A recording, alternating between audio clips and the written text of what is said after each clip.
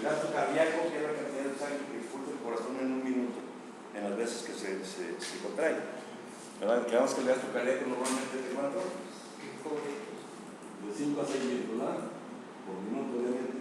Ese sería el gasto cardíaco. Y los mecanismos que regulan este gasto cardíaco, pues invariablemente en todos los estados de choque se van a ver involucrados y uno o más de ellos van a estar alterados. Entonces, estos son 5 a 6 litros y todos estos andan circulando ¿en dónde?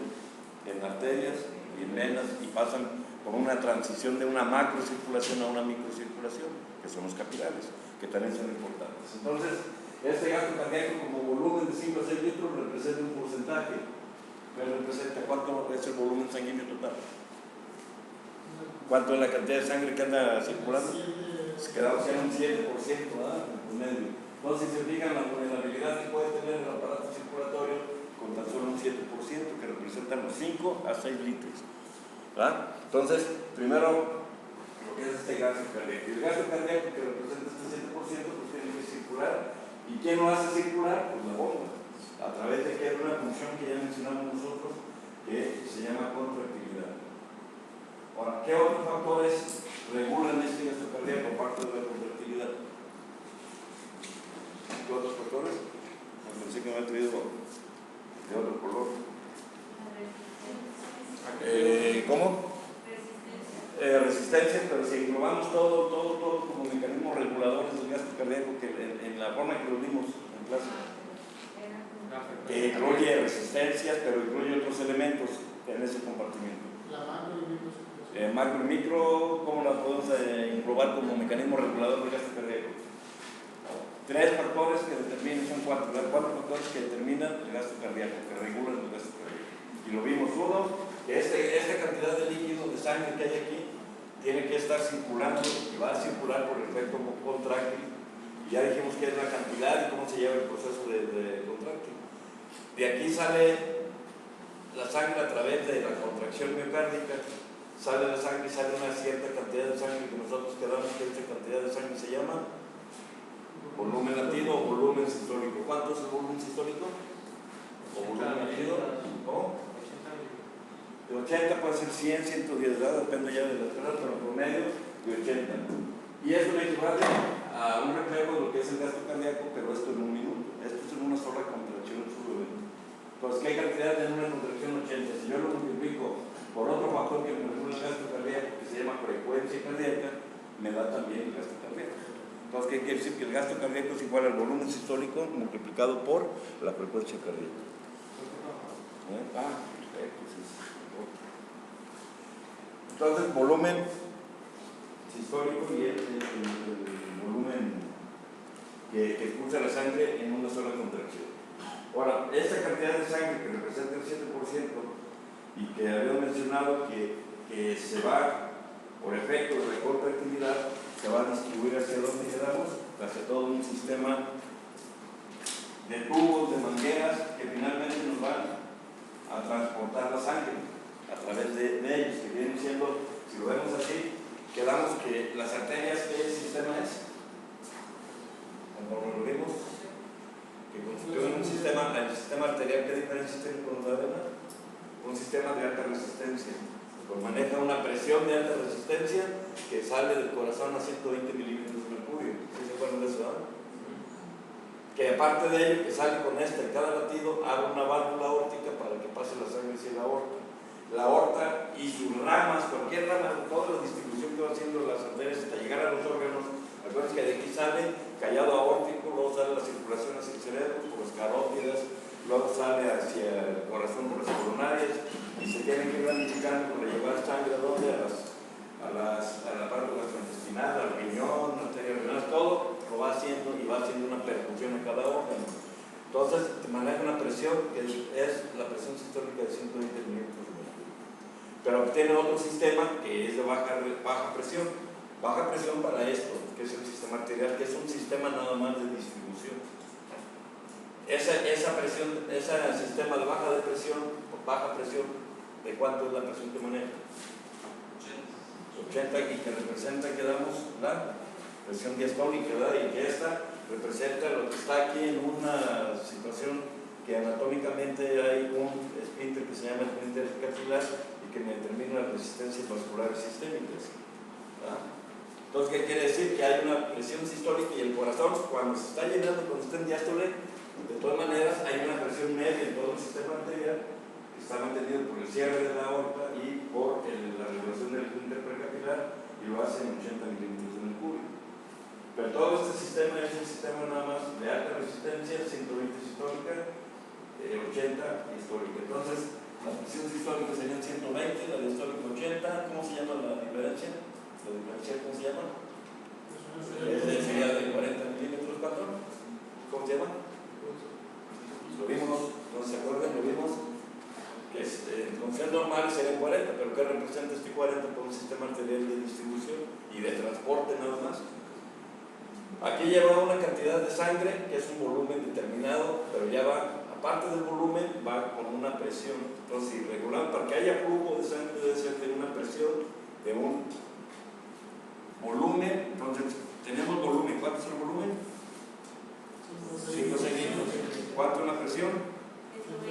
Alta resistencia 120, alta presión, y el otro de 80. Y tenemos volumen, presión. Para que haya volumen necesitamos que haya, ¿qué más? Para que haya presión y haya volumen se necesita que haya resistencia. Y la resistencia me la está dando todo el sistema arterial por la elasticidad de la aorta, me la está dando el esfínter precapilar. Entonces me ofrece una resistencia, y esta relación entre volumen, presión y resistencia me determina el flujo sanguíneo. Sería un flujo, en este caso, pues sería un flujo sanguíneo. La continuidad fisiológica de estos sistemas que permiten ello, a través de una contracción y de un transporte, pues hace de que estos mecanismos en condiciones fisiológicas se lleven prácticamente exactas, y con esto me asegura que una presión de perfusión tisular. ¿Cuánto es la presión arterial media? Que me habla de una presión tisular, me habla, perdón, de una presión de perfusión a los órganos, al riñón, al cerebro. Cada uno de estos órganos tiene una presión arterial media diferente. Presión de perfusión orgánica se llama porque cada órgano metabólicamente es diferente. ¿Cuáles son los órganos que más demandan de un metabolismo para poder funcionar de forma adecuada? Cerebro, corazón, pulmón y riñón. Y ya de ahí, en forma consecuente, cada uno de ellos es menos sensible al oxígeno. Entonces, para que haya una presión de órganos, necesitamos una presión arterial media. ¿De cuánto nos lo pone? ¿De cuánto pone eso? Ya lo vimos, de 90 a 100 milímetros de mercurio, como presión arterial media. Ahora, esa presión arterial media, así como tomamos la presión sistólica y diastólica con el manguito y aguanta, eso no. ¿Cómo se llama aquí la presión esta? ¿Ya me dijeron? La diferencia de 120, 80, 40 milímetros de mercurio, ¿cómo se llama? Presión de pulso. ¿Y qué importancia tiene? Que me determina una presión de perfusión mínima necesaria para establecer un flujo sanguíneo regional. El gastrointestinal, coronario, hepático, etc. Esa es la importancia de esa presión. Entonces, toda esta presión se tiene que ir, y siempre de una presión mayor hacia una presión menor. Pero como este sistema es cerrado y es de alta resistencia, toda la presión que hay aquí en la aorta, la salida de la aorta, prácticamente la misma que hay una arteria radial, por ejemplo, que es de mucho más pequeño. Porque acuérdense que dijimos que el diámetro de las arterias es muy importante para poder soportar presiones en una gran arteria que es la aorta y presiones tan pequeñas en una radial, por ejemplo, o más pequeñas. ¿Por qué? Porque va dividiéndose de forma exponencial hasta que llega a esto. Este es un solo diámetro y este es el mismo diámetro prácticamente, pero unido en miles de tubos muy delgaditos que son los capilares. Gracias a esto se distribuye el volumen y se distribuye la presión. Entonces este sistema de aquí hasta acá, como regulador de todo este volumen, con estas presiones, con un volumen, etcétera, ¿cómo se llama? Que regula el gasto cardíaco. Foscal, ¿verdad? Entonces ya tenemos otro elemento, ¿verdad? Y nos tenemos que trasladar hacia otra situación en la que tenemos que integrarnos a lo que llamamos el sistema de la macrocirculación. Sería esto, todo esto es macrocirculación también, distribución, resistencias, etc. Y de aquí nos vamos a ir a otra unidad que se llama la microcirculación o el capilar. Entonces, en este capilar la presión que existe y el volumen que existe es mucho menor. ¿Qué cantidad de volumen está en las arterias? Ya lo vimos también en las primeras clases. ¿Qué cantidad? Hace 2 meses escasamente, por ahí, una semana, un mes, con 3 semanas, lo vimos por ahí como a las 4:30 de la tarde. A ver qué fue.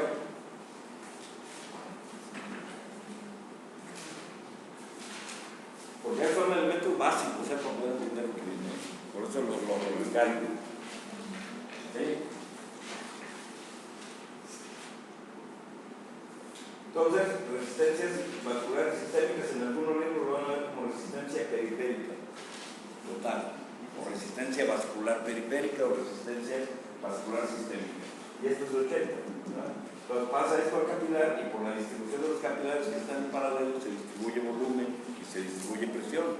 Por eso es importante saber qué volumen hay aquí en forma hemodinámica, que representa más o menos un 64% para venas, tan solo un 16% para arterias. Entonces, para que vean la pequeña cantidad relativamente de volumen que está circulando, porque no hay ningún intercambio, es un transporte nada más. Y ese transporte y esa cantidad de 5 litros se tiene que regular en la circulación con un efecto de bomba que lo hace circular y aparte un calibre de los vasos. En el cuerpo humano, acuérdense, para el aparato circulatorio, cardio circulatorio, lo que es predecible, ¿qué es lo único predecible en un momento dado? La longitud, el peso, etcétera, que tiene el corazón, la capacidad contráctil que tiene, la longitud de los vasos también es predecible. Lo que no es predecible, ¿qué es? El diámetro de los vasos. ¿Por qué? Porque responden con vasodilatación o con vasoconstricción. Entonces, no es medible, pues es la respuesta que tiene el organismo. Entonces, se distribuye la cantidad. Ahora, imagínense, el 16% se distribuye de volumen ahí, pero con una presión alta, ¿verdad?